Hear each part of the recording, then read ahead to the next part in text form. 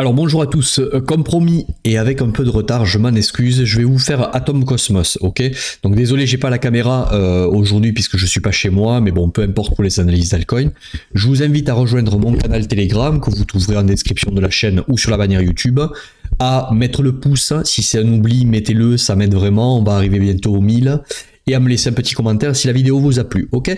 Alors, je vous remets juste en haut, là, en haut à droite, la vidéo suivi marché que je vous ai fait hier. Si vous ne l'avez pas vu, je vous invite également à aller la voir. Alors c'est parti. Mise à jour de Atom Cosmos, où est-ce qu'on en est? Alors, vous le voyez devant vos yeux, je vous ai fait un graphique, c'est rare mais je trouve que c'est intéressant, annuel, 12 mois. On est sur cette chaîne, investisseur, je dirais même swing investisseur. Si vous ne savez pas ce que c'est ou si ça vous intéresse, vous avez tous les liens pour me contacter sur la bannière aussi, prendre un rendez-vous calendrier avec moi pour en discuter. Donc on a une vision investissement, mais pour autant on ne veut pas holder un bear market, on cherche à timer les moments où on rentre et timer les moments où on va prendre profit. À la manière d'un trader, mais sur une unité de temps quand même un peu plus longue que le swing trading, ok? Donc c'est intéressant d'agir sur ce marché comme un investisseur et donc de regarder, pour moi, ce qui se passe au-dessus de notre tête. Donc, Atom Cosmos. Est-ce que ce marché est haussier en annuel? Oui. Pour l'instant, il est haussier. On pourrait dire, alors on n'a pas beaucoup d'historique bien sûr, hein, puisqu'on n'est que depuis 2019, mais on peut voir ici que vous avez une structure à cet endroit qui est cassée avec cette grosse bougie de l'année 2021, ok? Et que là, en ce moment, on est simplement dans un pullback, on est dans un retracement. Donc, si vous voulez, ici, vous aviez une dimension zone annuelle, ok? Donc, elle est ici. Tac, je vais vous la tracer en bleu pour que vous puissiez la voir. Ok, et avec cette bougie rouge, donc l'année 2022 a été une année de retracement annuel, boum, où on est venu échouer dans la dimension zone, enfin rebondir, d'accord? Donc voilà, ça c'était pour la grosse image. Donc tant que ce marché est ainsi, oui, l'objectif d'Atom, dans une tendance haussière, vous le savez, je vous le dis souvent, ok, 1, retracement de 2, ok, ATH, donc l'objectif après ce retracement ici, et oui pour Atom d'aller faire un plus haut. Alors, est-ce que ça veut dire que forcément on va le faire? Non. Attention, je vous le dis souvent, mais ça veut dire que réfléchir à acheter de l'Atom par ici, dans cette zone bleue, est un niveau où le RR, si le bottom tient, est intéressant pour aller jouer l'order flow d'un nouvel ATH dans cette tendance annuelle haussière. Donc l'objectif, tant que l'on voit ça sous les yeux, c'est d'aller casser ce plus haut en annuel. D'accord? J'espère que pour ça c'est clair. Donc voilà, c'était la grosse image. On va passer en 6 mois. En 6 mois, à peu près la même chose, ok, pardon, boum, boum, on pourrait raffiner un peu plus la dimension zone que l'on avait eu en 6 mois, donc je vais vous le faire de suite. C'est ici, le dump, ok, le pump, tac, on est revenu toucher cette dimension zone, donc elle est ok, c'est la dernière dimension zone en 6 mois qui existe, on est venu la reclôturer. Est-ce qu'on a de l'imbalance entre-temps du déséquilibre? Il n'y en a pas. On est toujours haussier, l'objectif en 6 mois, si cet order flow continue, je vous le décortique, je trouve ça intéressant, dites-moi si ça vous intéresse, ok, poum, poum, on est passé haussier ici, hop, on repull back à cet endroit, ou à cet endroit, oui, pardon, et l'objectif sera d'aller faire ici un plus haut, tant que l'on voit ça, et tant que ce bottom ici tient, ok? Ou, si vous voyez quelque chose comme ça, un ici, et on vient, pardon, ensuite enfoncer ce creux, ici, là, l'objectif sera un order flow, bien sûr, baissier, d'accord? Hop, allez, je vous enlève ça, et on va passer en trimestriel. Alors, trimestriel, est-ce qu'on est bearish? Alors, en trimestriel, certains pourraient dire que oui, et tant qu'on ne voit pas autre chose que ce que l'on a à l'écran, cette grosse bougie de décharge a cassé et a clôturé sous ce creux. Vous voyez, ici, on le voit à cet endroit. Donc ça veut dire que potentiellement, on est passé d'un marché qui faisait ça, ok, à un marché qui nous a pété un creux et clôturé.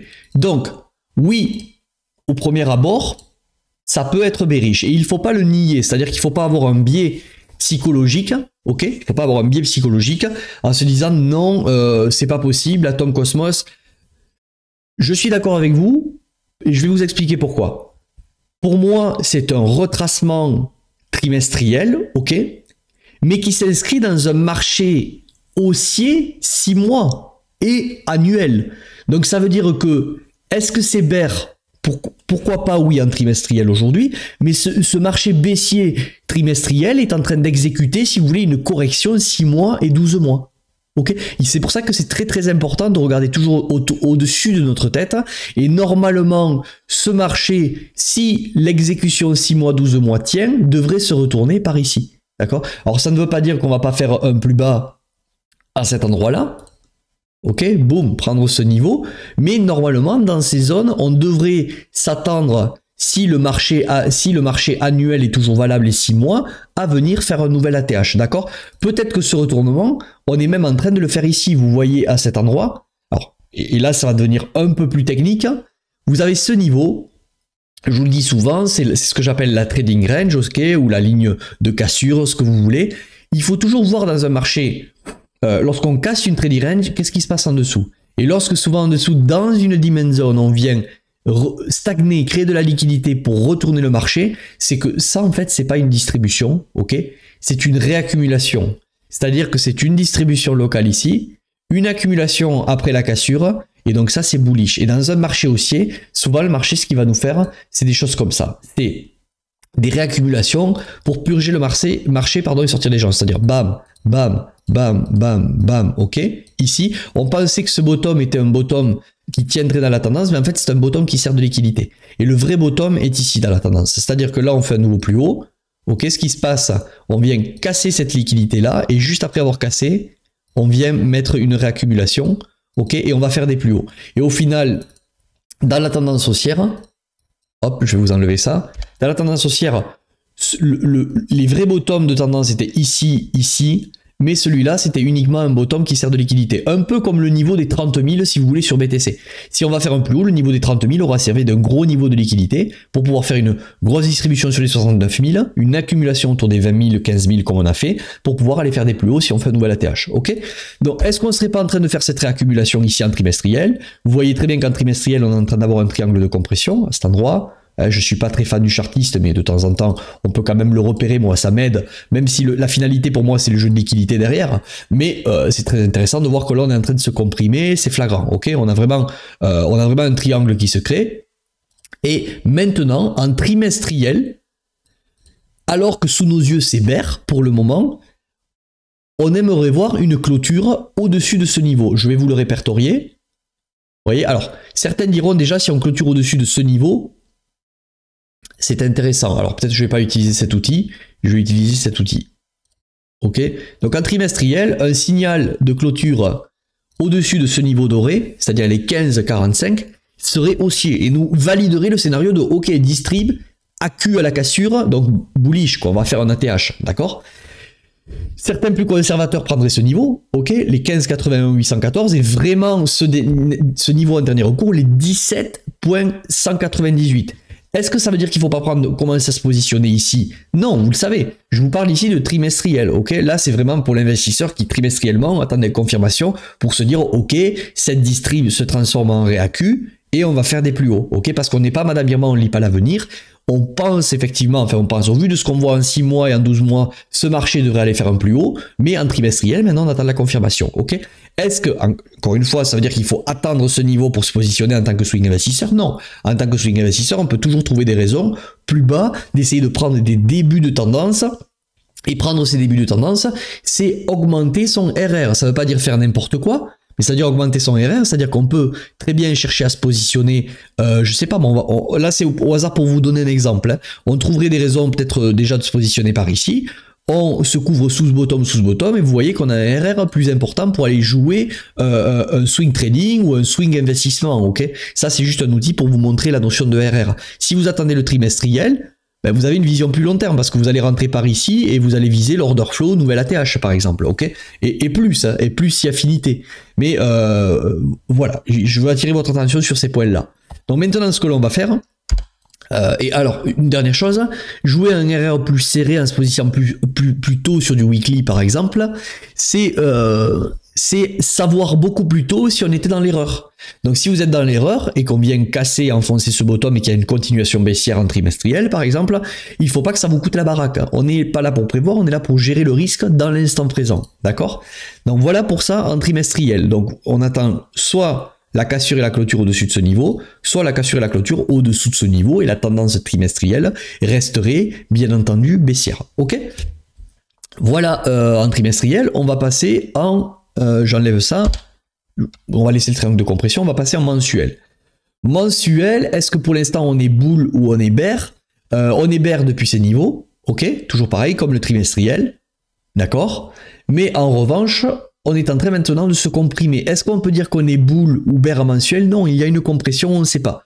Un gros signal mensuel maintenant serait de dire on passe bull. Vous voyez, en trimestriel, il fallait attendre une clôture au-dessus, par exemple ce niveau, c'est ce qu'on avait répertorié tout à l'heure. En mensuel, si vous avez déjà une bougie qui vient clôturer au-dessus, aller de ce niveau, c'est intéressant, les 12,94, et encore mieux si on vient clôturer au-dessus des 15,45 en mensuel. Inversement, si en mensuel on vient clôturer en dessous des 10,20, c'est pas terrible, et si on vient clôturer en dessous des 8,437, c'est encore moins terrible, d'accord? Donc pour l'instant, voilà, mensuel, on est sur une contraction, il n'y a pas de direction qui est prise, mais normalement, d'un point de vue trimestriel, la tendance étant baissière, on devrait continuer à la baisse, mais d'un point de vue annuel et 6 mois, on est sur des niveaux à retournement pour aller casser un plus haut. Et qui est-ce qu'on doit écouter? On ne doit pas mettre des œillères et regarder que le trimestriel et le mensuel. On doit se rendre compte que oui, en trimestriel mensuel, on était baissier depuis quelques temps, mais on arrive sur des zones à retournement à 6 mois, 12 mois. Okay,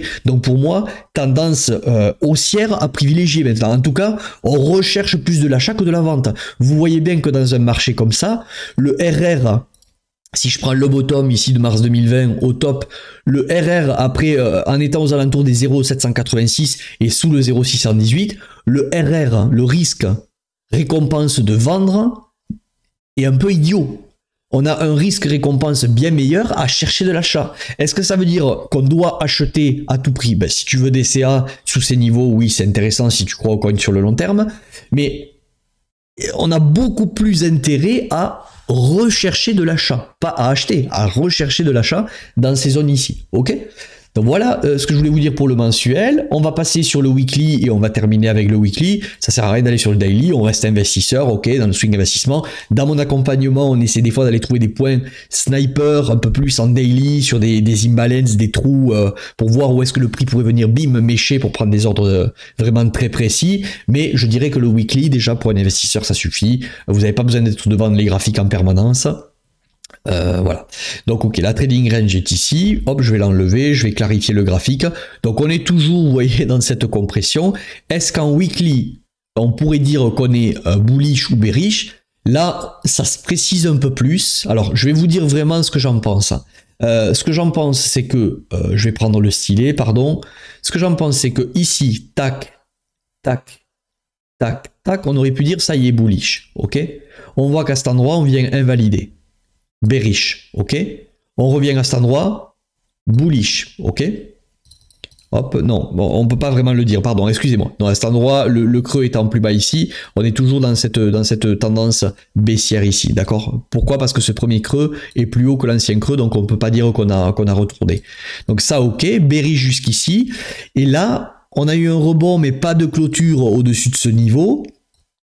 On reconfirme, je suis en train de le découvrir avec vous pour préciser ma pensée. Là, on est vraiment dans une compression. Donc, est-ce qu'il y a une position ici en weekly à prendre? Pour moi, encore une fois, attention, si tu veux DCA, ce sont des très bons ordres pour un DCA optimisé. Pourquoi? Parce que l'order flow annuel 6 mois étant haussier, c'est intéressant de mettre quelques petites cartouches. Mais vraiment pour un swing investissement ou pour un swing trading, moi je vais vous dire ce qui me dérange ici, c'est cette magnifique trendline ici. J'aime pas les triangles de compression et j'aime bien que les triangles de compression, avant que le verdict soit donné, qu'il y ait un genre de piège. Vous voyez, un genre de cassure et on revient et c'est parti. Là, éventuellement, il y a une position ici à prendre, ok? Ou en swing investissement ou en swing trading. Pourquoi? Parce que ça voudrait dire qu'en cassant, on est venu sortir toutes les certitudes des gens. Donc, on vient en gros chercher tous les stop loss. Je vais zoomer sur cette partie-là. Je vais mettre en log. Est-ce qu'on voit mieux? Oui. En cassant, si vous voulez, on viendrait prendre cette liquidité. On l'a déjà fait, mais on viendrait prendre ce niveau de liquidité, ok? Qu'on n'a jamais pris, et pour moi il y a énormément de stops, de gens qui se sont positionnés et on aurait tout intérêt quand même à venir le prendre. Et dans l'idéal, voilà, venir taper des niveaux de liquidité comme ça. Est-ce que ça veut dire qu'on va prendre ce bottom? Je vous l'ai dit, en trimestriel, si on doit continuer, on continuera. Mais quand c'est trop propre comme ça, si vous voulez, moi je pense qu'il y a énormément de swing traders qui croient en Atom, surtout que c'est un coin qui est vraiment aimé, et je pense qu'il y en a beaucoup qui ont eu intérêt ces dernières semaines, au vu de l'alt season, ça chauffait, tout ça, tout le monde en parlait, de prendre des positions longues avec du levier, mettre des stops sous ces bottoms, voire sous ce bottom, ok? Donc, est-ce que ça veut dire qu'on peut pas avoir un run haussier, là, un rebond dans cette zone ou dans cette zone, en laissant ça tranquille? On peut, si, bien sûr que si, mais on doit, nous, dans notre gestion de risque, constater qu'il y a une trendline un peu trop bateau, un peu trop banal, et partant de ce principe, moi, personnellement, j'attendrai vraiment au moins une prise de liquidité, une chasse au sud, avant de décider de rentrer. D'autant plus qu'on va essayer de voir si on a des demand zones weekly qui n'ont jamais été retestées. Oui, j'en vois une ici, elle me saute aux yeux. Donc je vais vous donner maintenant des points d'achat, si vous voulez rentrer, des points de vente qui me semblent moi pertinents et rationnels. Donc je vais peut-être ici, ouais, je vais vous enlever tout ce que je vous ai fait pour qu'on clarifie le graphique. Donc des points d'achat pour moi rationnels maintenant à cet endroit. Là vous avez une demand zone ici. Hop. Voilà, j'espère que ce petit update vous plaît. Si ça vous plaît vraiment, pensez à mettre le like et ça référence la chaîne. Et bon, mais ça récompense aussi le travail. Je vous cache pas que ça me fait plaisir, même si des fois je vous dis ouais, je m'en fous, tout ça. Ça fait toujours plaisir quand on voit que le travail plaît. Donc vous avez une demand zone ici, vous voyez, qui n'a pas été retestée. On a un déséquilibre de marché à ce niveau, même jusqu'à ce niveau, hein, ok. Donc on pourrait revenir ici. Donc un point intéressant sur une panique, là, déjà une première chasse au moins de ces bottoms, ces equal low qui me semblent un peu trop propres également ici. Hop, comment je peux vous le tracer ici, là. Ces equal low qui me semblent un peu trop propres, je pense que ça devrait sauter, d'accord. Un point de chute intéressant pourrait être ici, d'accord, avant un redémarrage. Donc voilà pour un point d'achat qui pourrait être intéressant. Est-ce qu'ici on a retesté? Oui, donc là c'est ok. Je pense que vous avez un point pour entrer ici, mais attention, est-ce que ça va forcément dire que ce bottom ne sera pas pris? Non, gérez votre risque, d'accord? C'est à vous de prendre vos responsabilités. On n'est pas là, et je vous le répète tout le temps, pour prévoir Madame Irma. On est là pour... c'est plus intéressant en termes de RR de venir là, mais effectivement, si vous avez... Alors, je vais expliquer ce que je veux vous dire ici. Si on a une panique avec bim, on vient mécher et on revient ici en clôture, ça c'est ultra, c'est plutôt haussier et plutôt de bon augure pour la suite. Par contre, si on vient vous mettre une bougie à cet endroit et clôturer, ok, ben là la tendance weekly est baissière, donc on attendra au moins un retournement. Donc en gros, il y a deux solutions. C'est soit vous pariez sur la mèche panique et vous prenez un ordre excellent si on vient mécher et revenir ici, ok. Soit vous prenez le risque, donc c'est une prise de risque bien sûr, hein. Soit vous attendez un retour ici, vous regardez ce qui se passe, ok, sur de la plus petite unité de temps, d'accord. Mais en voulant attendre le développement ici, vous prenez aussi le risque qu'on vienne toucher, revenir ici et devoir être condamné à racheter plus haut, ok. Il y a pas de, ne vous attendez pas à du facile. C'est pas sur cette chaîne que je vais vous dire ouais c'est simple et tout. Non, c'est pas infaisable, mais il faut se creuser le cerveau pour gagner sur ce marché, d'accord. Donc voilà ce que je voulais vous dire ici. Faites attention, ces bottoms, il n'y a aucune certitude. Hein. Trimestriel, je le rappelle, baissier, monthly baissier, mais au-dessus de nos têtes, 6 mois et annuel haussier. Moi, je le prendrai pas, ok, parce que je trouve qu'il y a mieux. Il y a mieux ailleurs. Est-ce que ça veut dire que j'aime pas Atom et qu'Atom c'est nul et que... Non, c'est pas ça. Mais je trouve qu'en termes de structure de RR, je trouve mon bonheur plutôt ailleurs.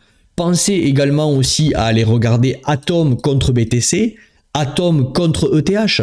À quoi ça sert d'acheter de l'Atom si la paire Atom BTC et Atom ETH est bearish? Est-ce que si Atom BTC et Atom ETH est bearish, est-ce que ça veut pas plutôt dire qu'il vaudrait mieux, bah, à ce cas-là, acheter du BTC ou acheter de l'Ether?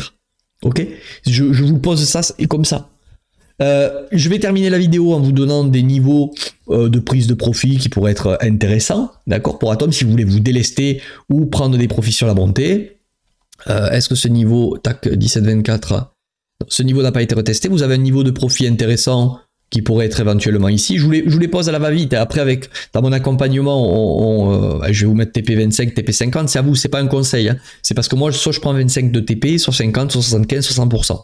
À vous de voir ce que vous prenez ici. Hein. Dans mon accompagnement, on creuse plus, mais là, je vous les donne en monthly. Vous avez une zone de TP ici évidente, une zone de TP ici.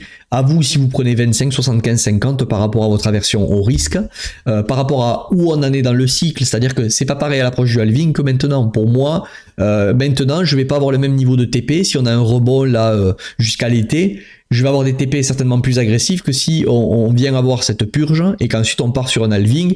Là mes TP seront beaucoup plus agressive dans le sens un peu plus laxiste. Bon, si ça vous intéresse, prenez un rendez-vous, on en discute de tout ça. Donc voilà, ici vous avez la fameuse supply zone, ici vous avez une supply zone également avec un imbalance. Donc voilà les zones de TP sur Atom. J'espère que cette vidéo vous aura plu. N'oubliez pas... Alors, juste avant de clôturer la vidéo, je vous ai dit que j'aimerais voir cette contraction ici, qu'au moins on ait une petite chasse, une prise de liquidité éventuellement ici. Il n'est pas impossible qu'on vienne bouffer la liquidité de ce creux. Si on a une panique sur Bitcoin et que Bitcoin retombe à 18, 20, 21 000, on peut avoir vraiment une grosse panique qui vient prendre toutes les liquidités accumulées depuis 1, 2, 3, 4, 5, 6, 7, 8, 9, 10, 11 mois, ok, et ensuite lancer un run. Mais ça serait vraiment où ça y est, le rebond de Bitcoin est fini et maintenant on va mourir un peu jusqu'au halving et on aura vraiment un boule ensuite. Moi je pense qu'on va avoir un scénario de au moins un rebond temporaire, soit jusqu'ici sur les alts, un gros sell-off et ensuite on y va. Ok. Donc voilà ma vision. Je pense que je vous ai à peu près tout dit, j'espère que cette vidéo vous aura plu. Si c'est le cas, le petit commentaire, le pouce pour référencer la chaîne et moi je vous dis à plus pour une nouvelle mise à jour altcoin. Rejoignez le Telegram, c'est là que je vous fais les sondages pour savoir quel sera le ou les prochains altcoins à analyser. En suivant, je vous ferai très certainement Jasmine dans la semaine. Bis à tous, ciao.